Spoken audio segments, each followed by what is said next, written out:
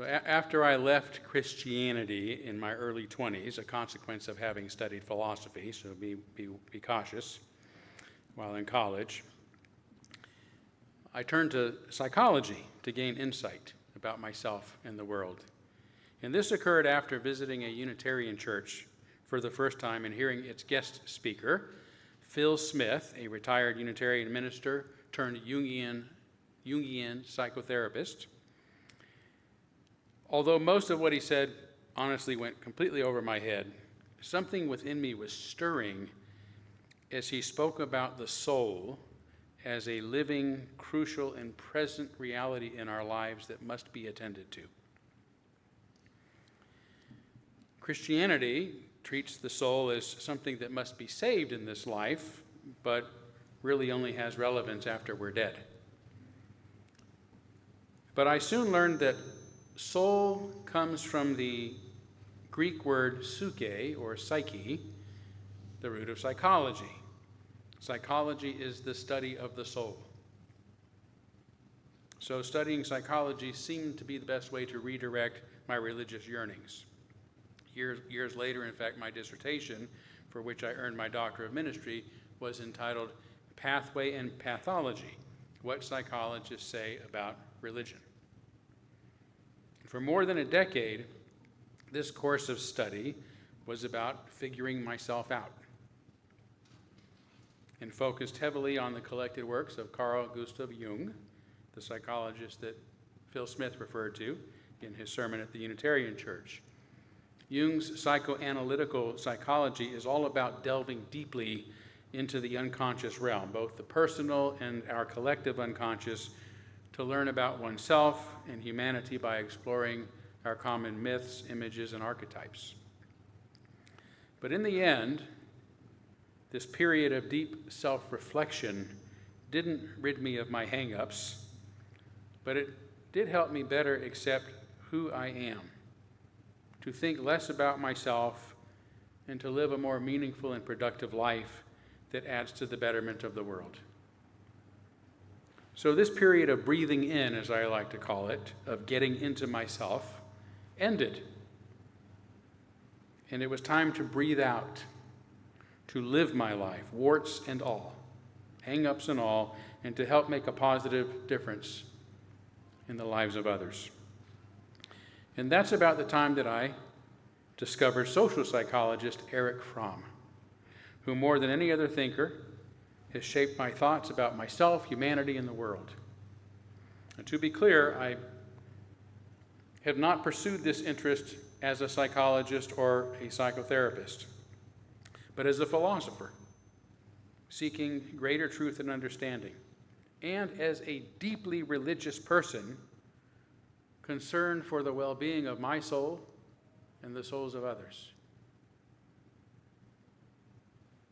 Nor am I the first Unitarian minister to take a strong interest in Fromm. My own Unitarian mentor, Reverend Douglas Gallagher, it turns out, I learned a short time ago, actually wrote his dissertation on Fromm. And one of Fromm's best friends was the renowned Unitarian theologian James Luther Adams, who translated Fromm's book, The Dogma of Christ, from German into English. And during one of their late-night conversations, Adams asked, "Eric, what makes you tick?" Fromm responded, "Jim, I think I know the answer to that question. It's the biblical prophets. They saw the meaning of history in the demand for justice." It is a concern, it is this concern for the health and welfare of the individual, of humanity, and of human society that most attracts me to Fromm. As a psychologist, however, he doesn't want to fix us, but enable us to fix ourselves by helping us to better understand the unconscious forces that drive us so that we can direct them more productively. Fromm, who was Jewish, left Germany in 1934, less than a year after Hitler came into power. Having seen the proverbial writing on the wall, And after coming to the U.S., he wrote numerous books over his career, most of which deal with the social and psychological causes of authoritarianism and how we ought to best respond to it. His very first book, Escape from Freedom, published in 1941, suggests that given the choice between freedom and belonging, most people will choose belonging, even if it means succumbing to the beliefs, the desires, and the control of others. One of his later books, The Anatomy of Human Destructiveness, published in 1973, concludes with lengthy sections on Adolf Hitler and his SS commander, Heinrich Himmler. So you can see Fromm continued to work to understand the psychological and social forces that have given rise to some of the most oppressive and destructive conditions in human history, including the Holocaust, to show us how to prevent them from happening in the future. That was his great quest. How can these things happen, and what can we do about it? Yet here we are today, living at a time when authoritarianism is again on the rise. According to the Global State of Democracy Institute, for example, democracy has increasingly weakened each year since 2016. Given the election of Donald Trump and the subsequent breakdown of the separation of powers in the world's oldest and once greatest democracy, I'm guessing that this trend isn't going to end anytime soon. And this is where Fromm's insights are extraordinarily cogent. The entire thesis of Escape from Freedom, originally titled Fear of Freedom, is that human psychology is defined by our fundamental and conflicting needs for both freedom and belonging. They conflict because to fully belong among our family, our friends, our society, we must sometimes compromise, conceal, and contain ourselves, which means that we are not wholly free to express ourselves. To fully express ourselves freely means we risk rejection. We may be excluded from the very groups whose acceptance we seek. And most of us think we prefer, or like to think that we prefer, freedom, because that sounds nobler, doesn't it?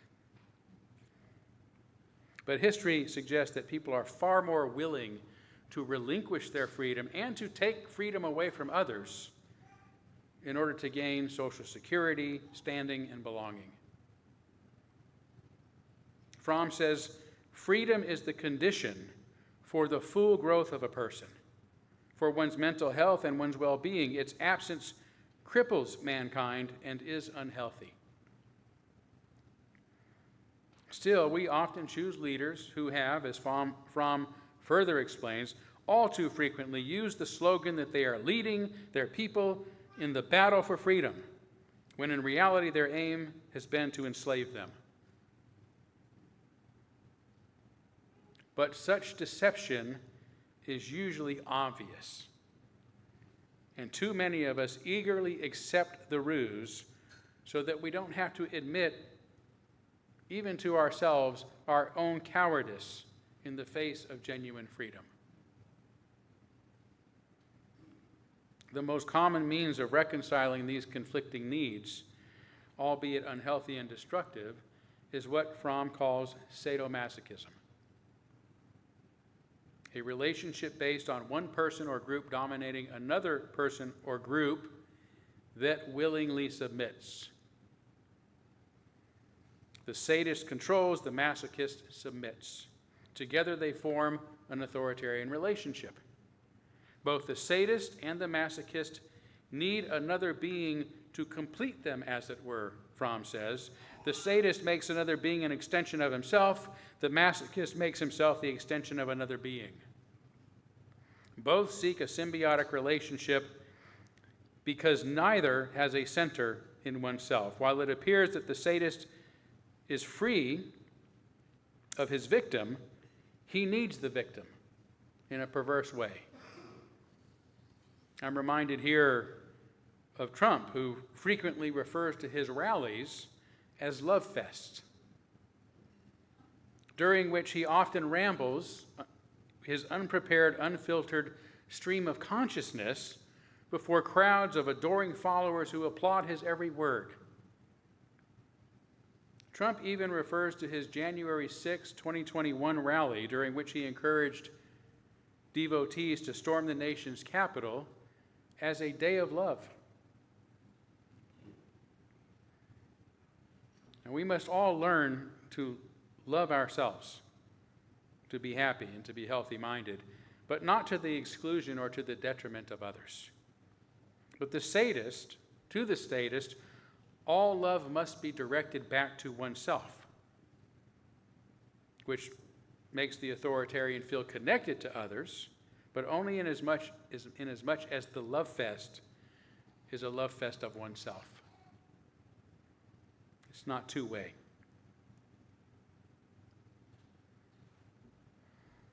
Everybody loves me, therefore we love each other.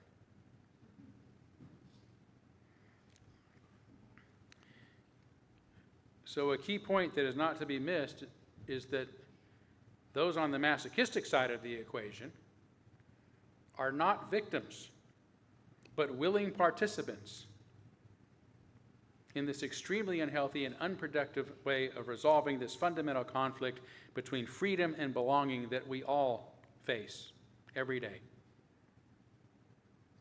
The dance that we all do every day. Together, because we never fully belong and we're never fully free. Right? That's the common human angst. But together, sadists and masochists again form an authoritarian relationship in which the will and the ideas of the leader must never be questioned. And we saw this past week after Trump's claim that the bombing of Iran had obliterated its nuclear facilities came into question. Even without sound evidence to the contrary, his underlings, like Defense Secretary Pete Hegseth, began attacking the media for contradicting the president. We saw the same thing during the campaign when Trump claimed without evidence that Haitian immigrants were eating people's pets in Springfield, Ohio. Even after admitting it was untrue, on national television, his running mate, J.D. Vance, defended the claim, saying, "If I have to create stories so that the American media actually pays attention to the suffering of the American people, then that's what I'm going to do. Even if I have to make up stories, and off with the head of anyone who tells the emperor he has no clothes." This, however, is just the sort of behavior that might eventually become this administration's undoing.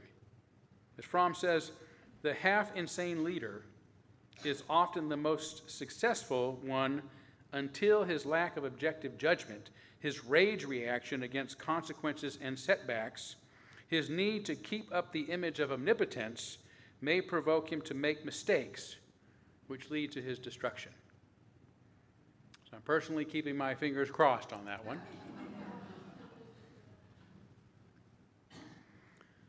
Although controversial, many psychologists have publicly, like when I think one article was signed by over 240 psychologists, publicly labeling Trump a malignant narcissist, a condition based on Fromm's discussion of what he terms malignant forms of narcissism and necrophilia that contribute to a syndrome of decay or death that he says represents the quintessence of evil.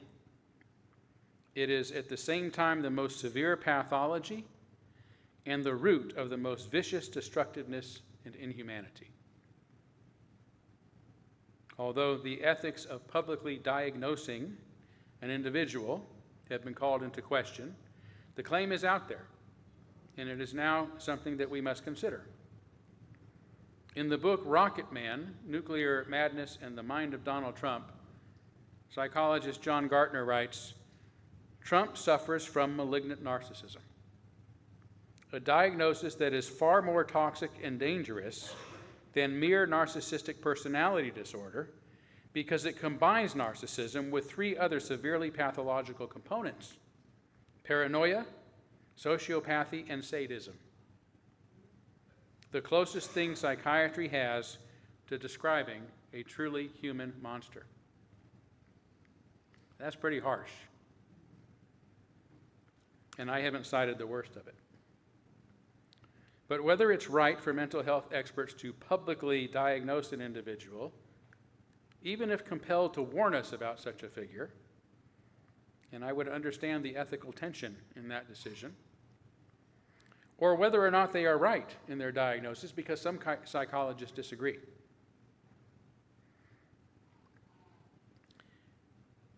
That there is something terribly wrong with this man should be obvious to almost anyone. This means the situation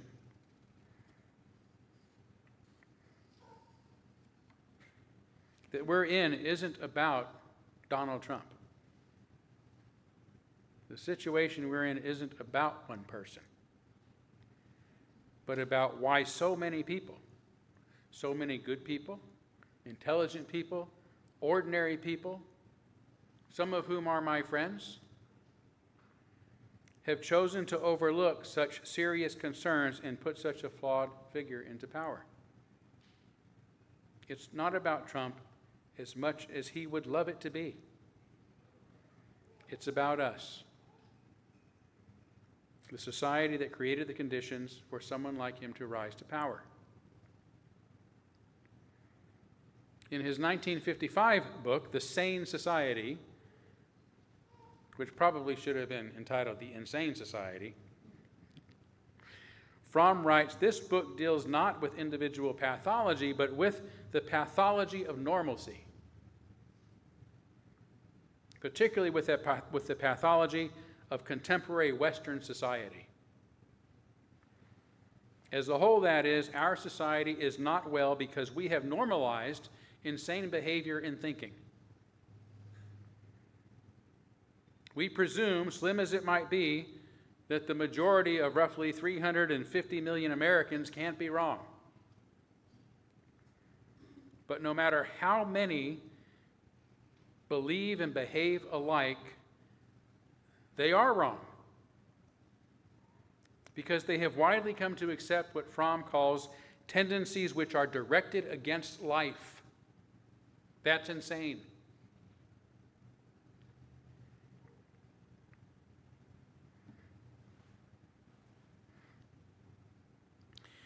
Which form the nucleus, he says, of severe mental illness, and which can be said to be the essence of true evil. He calls this the necrophilious orientation, the passion to transform that which is alive into something unalive, to destroy for the sake of destruction, to the exclusive interest in all that is purely mechanical. It is the passion to tear apart living structures.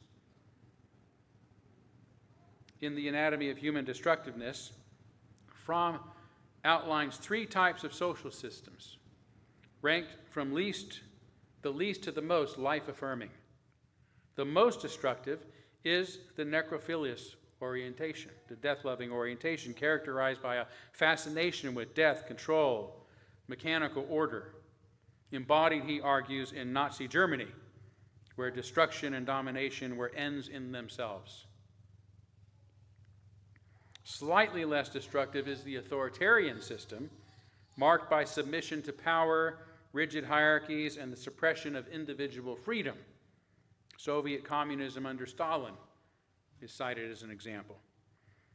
The least destructive and most hopeful is what he calls the revolutionary humanistic orientation, which values life, growth, creativity, and the unfolding of human potential.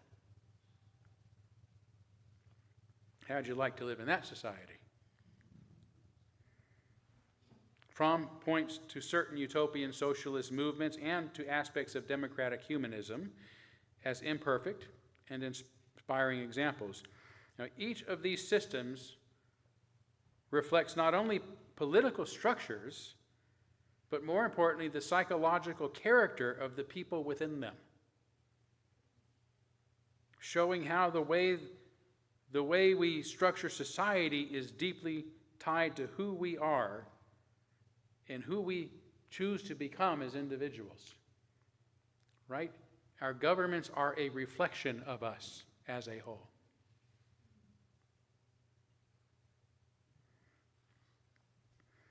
So that's a clue as to where we begin to try to turn things around. When it comes to the two orientations, the life-affirming and the death-seeking, Fromm frequently points out that we are not necessarily ruled by one or the other of these syndromes, and that the average person is a blend of both. And since society is a reflection of who we are as a people, it too is a blend of both. The question before those of us in the U.S. at this moment is which one is most dominant? Is ours a revolutionary, humanistic, authoritarian, or worst of all, necrophilious society? I think most of us would agree that ours is not a society primarily based on the promotion of life, growth, creativity, independence, human welfare, progress, and happiness, along with other life-affirming qualities, and therefore does not have a revolutionary humanistic orientation as much as many of us, I'm sure, wish it did, which leaves us with either the authoritarian or the necrophilious options.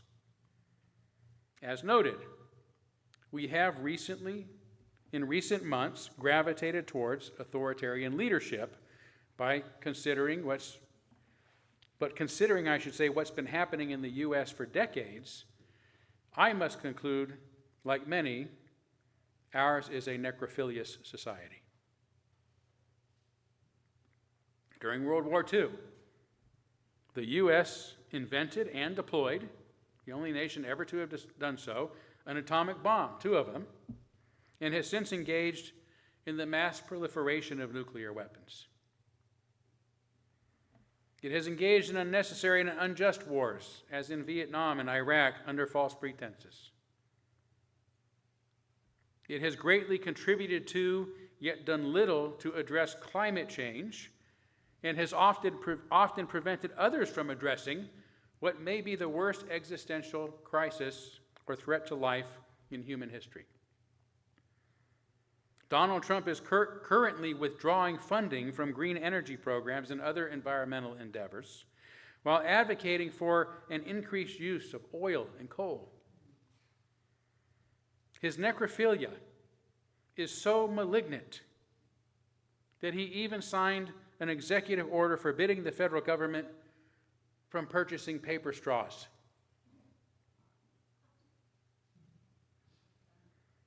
That's destructive. Last year, the governor of Florida signed a law that makes lab-grown or cultivated meat illegal in his state. Meat, that is, that doesn't require the death and suffering of animals.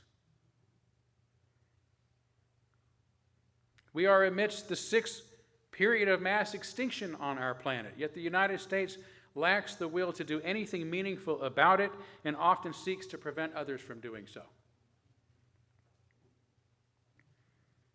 As a society, the education of our children in the U.S. is also of low priority, if not resisted, as kids must often attend underfunded and outdated school buildings. And teachers face large classes that make it difficult to teach. Meanwhile, the exorbitant cost of higher education have become an obstacle to some young adults and a modern form of indentured servitude for others.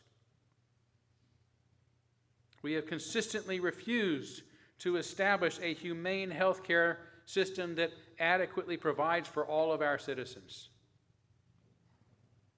We refuse to remove military-style guns from our streets, even though they are being used to kill us, including our children, in our schools, in their schools, on campuses, workplaces, concerts, churches, shopping malls, grocery stores, homes, and a mounting list of other places. Today, we have allowed our authoritarian president to convince many of us that the worst and most dangerous problem we face is immigrants. Mostly those from Latin America, whether they are here legally or not, whether they are students, workers, or even toddlers and infants. And now, whether or not they are American citizens in some cases. We're permitting masked men to pull them off of our streets without cause, deport them without due process, and incarcerate them in inhumane conditions and in foreign gulags. All of this, even after we had already witnessed Trump order the separation of thousands of children from their parents, imprison them in cages where they were made to sleep on cold, hard floors with nothing more than an aluminum blanket, some of whom still have not been reunited with their families. Yet this overinflated concern is minuscule compared to the impacts of so many other issues, like the growing housing crisis. Today, millions of Americans can no longer afford to pay rent or mortgages, and millions of workers can no longer afford to live in the communities they serve. There's a growing number of homeless people living and sleeping on the streets of every community in our country, from the smallest towns to the biggest cities. Some communities, like ours here in Spokane, are almost solely focused on the symptoms, trying to figure out where can we let them sleep, if anywhere.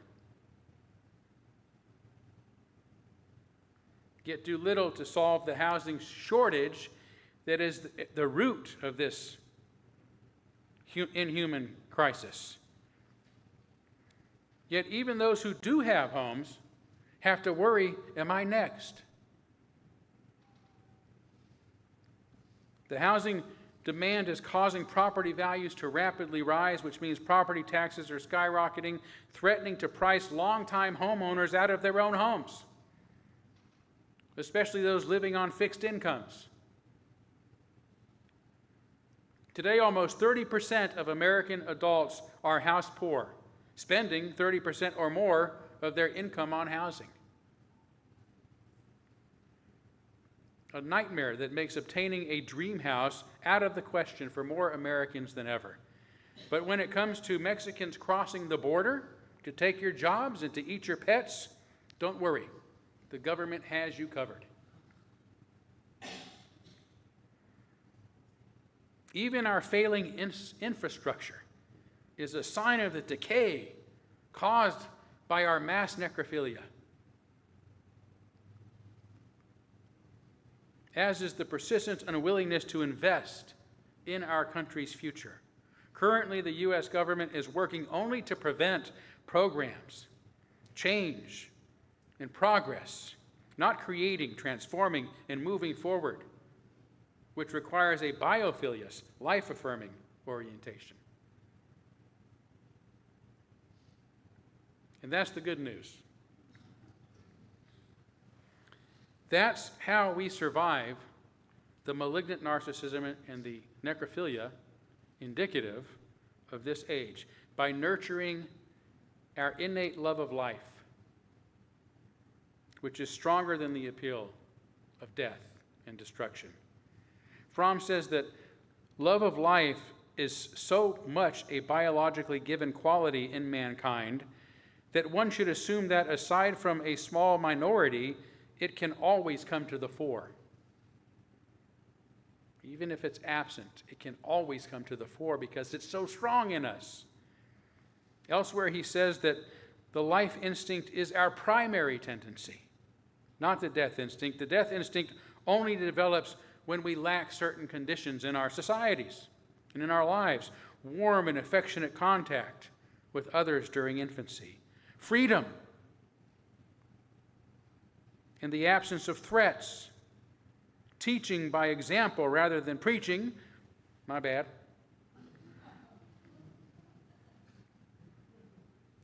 Of the principles conducive to inner harmony and strength. Guidance in the art of living. Stimulating influence of and response to others, a way of life that is genuinely interesting.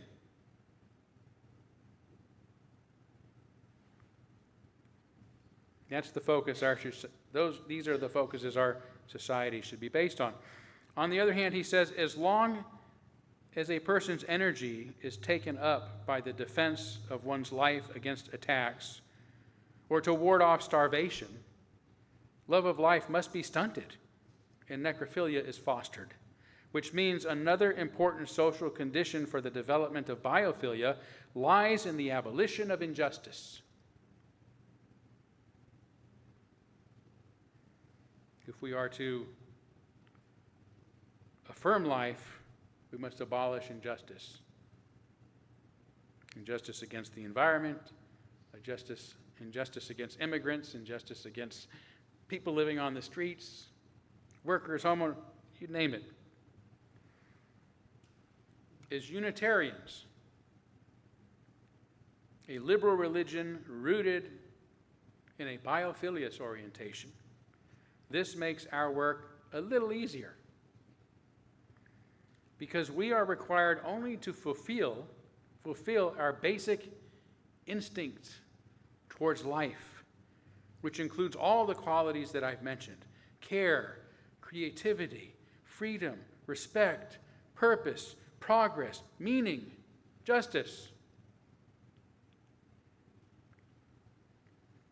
Yet it is a syndrome that's also fundamental to all religions, as it should be, because people who create religions are living beings, and this is the primary tendency of life, the primary instinct in all people, so long as it is not thwarted. Great as are the differences between Taoism, Buddhism, prophetic Judaism, and the Christianity of the Gospels, Fromm says, these religions have one common goal: to arrive at the experience of oneness, not by regressing to animal existence, but by becoming fully human. Oneness with man, oneness between man and nature, and oneness between man and other men. In fact, he says the purpose of all these religions can be summarized in one sentence: it is the goal of mankind to overcome one's narcissism.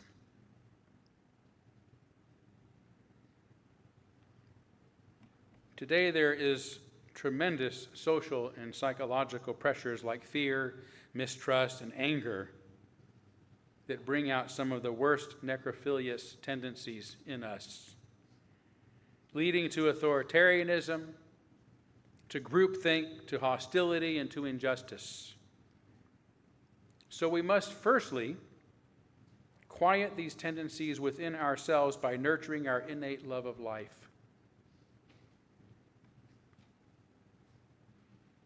Then work to nurture the same instinct that is primary in all people, so that we can work together to heal instead of hurting our planet, to prosper together instead of impoverishing one another, to build together instead of bombing one another, to create together instead of destroying what we all need, and to love one another instead of fearing and hating each other. This all seems overwhelming, yet everyone who is alive knows this is true, for it is the truth of life itself. The urge to live, to grow, to create, to unite, and to live in harmony with the whole of life. This is what all life seeks.